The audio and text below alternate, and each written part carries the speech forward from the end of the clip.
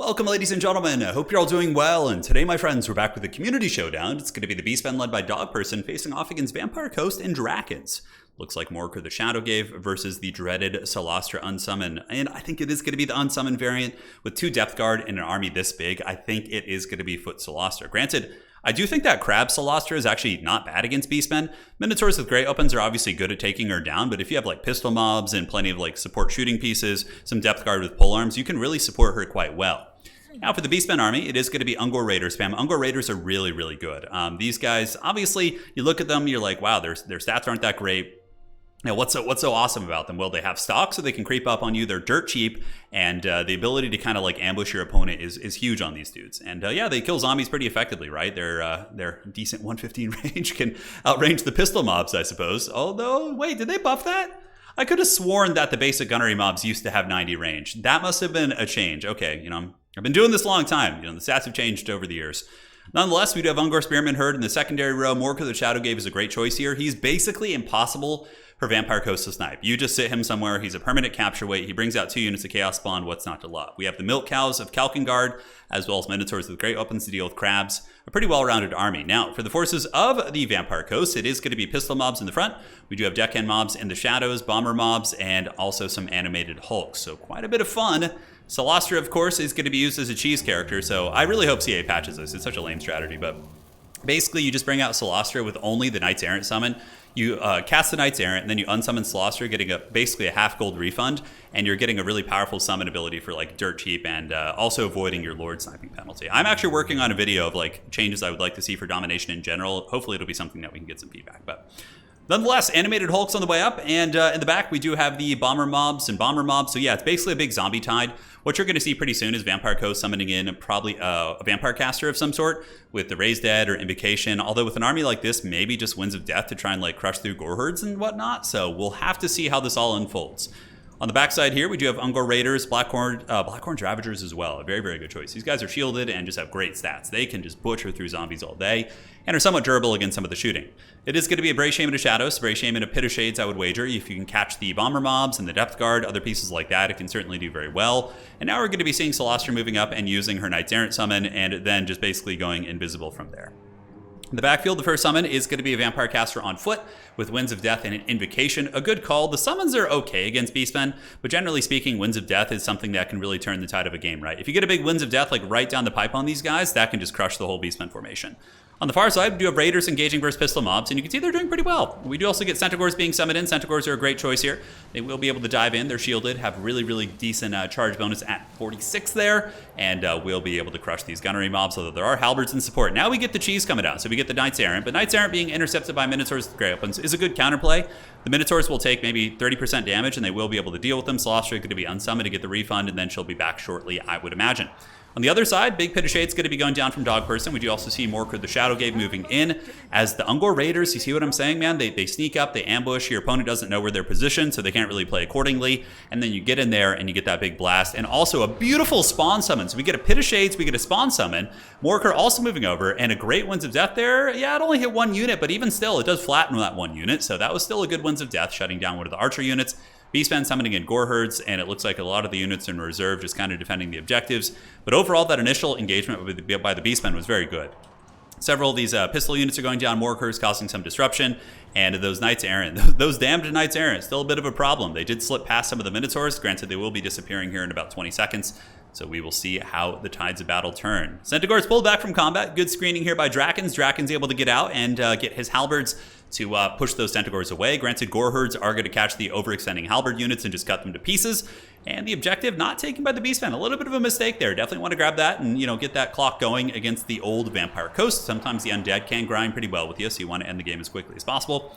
Butchers of Kalkengard here. Looks like they were able to clean out some zombies, and we're trying to hunt down the Vampire Fleet Captain. But Drakons is going to be sending a decent counter here. He's got the Bloody Reaver Depth Guard, which is very, very exciting. Nice Bomber Mob saturation. Also getting in there and punching through some of the Destroyers of Drakewald and decent chaff infantry. So yeah, excited to see how the Bloody Reavers will do. We see an Invocation going down on a gunnery mob trying to keep the bombers alive, and we do also get some Scurvy Doggos coming out. Scurvy Dogs are not bad at killing spears. They themselves have good, good offensive stats, but typically they will struggle against, obviously basic anti-infantry units. But against anti-large units, that's where they really shine. It looks like a couple of them trying to slip into the backfield As the battle continues to rage on, Morker the Shadowgave causing big problems here. I believe he still has his second spawn summon. I'm not 100% sure. I think the first one was an auto proc, so perhaps we could see it, or maybe we did miss its duration here. On the back objective, Vampire Coast pushing up. Bomber mobs, animated Hulks and company, all moving and a grooving, but the Gore Herds are proving to be big MVPs. This one Gore Herd unit probably will cut through 2 zombie halberd units and still be able to kind of keep fighting afterwards. Raiders to the backfield getting really, really good value, and now we do see the Centaurs flanking on the side, going to be shutting down the Bomber mob, which is going to be super cost effective. The Bomber mob was the tool that Drakons would really want here to just crush these infantry units, which he was doing, and he still has them in guard mode, so he is getting big shots, and you can see the Beastmen line is starting to falter, and Vampire Coast might be able to pull this objective. We'll have to see.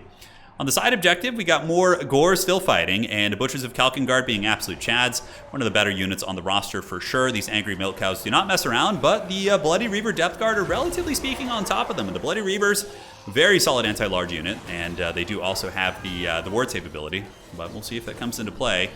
I feel like Depth Guard, you know, even though they have like really good stats, they still can get grinded down pretty quickly due to the low model count, depending on what's attacking them. Pit of Shades going down, and that is going to be a huge Pit of Shades coming in for the Beastmen. Massive. It hits the Bloody Reaver Depth Guard. It's not going to do much against the animated Hulks, but taking out an elite halberd unit, yeah, Bloody Reavers are going into the trash can right now, man. Might even lead to them crumbling. We'll have to see. They're in critical binding at 2 leadership right now, and that is a huge, huge win for the Beastmen as the Butchers of Kalkengard pull back and try and get some healing. Vampire Coast going to be bringing in some zombie pirate gunnery mobs, so those bad boys going to be moving up here. Whilst on the back objective, we do see Vampire Coast able to get it. So the objective does flip to the Vampire Coast here. Granted, they are in the Beastmen territory, so the Beastmen are going to be able to get some fast reinforcements out as we have just UNGORs and chaff units on their way. Archers going to be pulling back. Obviously, don't want to be inundated in combat here by the zombie pirates. And the pistol mobs proving to be big MVPs as the Minotaurs with Grey Weapons are kind of the last bastion holding here. But a big Centaur flank coming across. So Centaurs came across from the other battle and are going to be trying to get on top of the pistol mobs, I would wager. We do see the Hulks going down and the zombies going down here. And the Raiders have fled the scene, so they should be able to turn around and support these UNGORs here. I would wager they will start shooting again. And just like we talked about, the Gore Herds, it looks like they finished off one unit of the deckhand mobs, and now they're going to be fighting the other one. So, or maybe these ones ran away. I'm not 100% sure, but yeah, more Centaurs coming around the side, most likely going to be jumping on the pistol mobs. This objective is heavily contested, but it looks like the Beastmen might be able to hold on to it simply due to Morker and his old claw there. He's holding it down, and you know, it's just 3 capture weight that you just straight up cannot get rid of. I mean, with a build like this, especially that's using the Celestia kind of playstyle, you're not going to be able to deal with Morker. To kill Morker, you would need to use like a combination of like basic depth guard and maybe like, I'm trying to think, a Luther Harkin type character on a Terrorgeist, like cycle charging him and beating him down, but it is so not worth your time. Morker is just, there's a few matchups in which he can be bullied, but this is not one of them. This is like Morker's forte. I believe he's got like good missile resist too and magic resist, just an absolute pain. This objective, though, looks like Beastmen are going to be holding on to it. Drakons in the backfield. Oh, it looks like this objective could be stolen by the Centaurs. So the Centaurs moving back here. They do get some crumbling on the zombie pirates, but it looks like they're going to be running. And I wonder why they didn't stay there. I feel like they could have maybe finished these guys off. Other Centaur unit, they're like taking shifts. It's like watching tag team wrestling. But here they come, moving in, and the gunnery mob should get karate chopped. While the back objective is being held by the undead, but how long will they be holding it for? We'll see. Depth guard pushing deep into the backfield, and it looks like they're trying to chase down raiders, but at the very least, they're not on the objective here for the forces of the Beastmen. For Vampire Coast, the value is really, really close. Drakons does have access to some healing, but so does Dog Person. Morker has been healing, and the Butchers of Kalkengard have been healing, but Drakon's doing a good job pushing on the back objective here. Granted, his objective too is being threatened by a Centaur unit, and it looks like there are going to be some zombie pirate polearms moving in. But in all honesty, these 2 Centaur units could just 100% steal this objective right now and, you know, get some pretty decent points. Morker looks like he's trying to hunt down the vampire. Vampires do have 38 movement speed. Morker a little bit faster. You know, he does have hooves after all, so he could maybe chase that character down. If he could get his poison, that would certainly slow it down. Nice play by Drakons here, getting a couple hounds to jump on top of the UNGOR Raiders. And here we do see the Butchers of Kalkengard still being an absolute scourge. Is that going to be a Winds of Death against like those UNGOR spearmen? Maybe he assumes the character is going to die, so he's just trying to get a Winds of Death off. But yeah, I think that was just like a desperation Winds. I don't know why he wouldn't have casted it up here on the Blackhorn Ravagers in this like big blob of Beastmen infantry, but obviously when you think a character is going to go down, you just sometimes in the heat of the moment, you're just going to cast it on the first thing that you can click on basically. So Butchers on top of the Vampire. Morker certainly needs to pursue that Vampire as well, especially if you're going to be using some Minotaurs to kind of pin it down. And now it looks like Dog Person maybe going to be trying to steal this objective, but I think he's more focused on like winning the fights more so than trying to steal the back objectives here. here, as this objective looks to be flipping super, super heavily into the favor of the Beastmen, as Morker doing some huge work. The Vampire Fleet Captain not going to be able to get away. If the Butchers of Kalkengard want to get this captain, they probably will. They have 123 weapon strength apiece.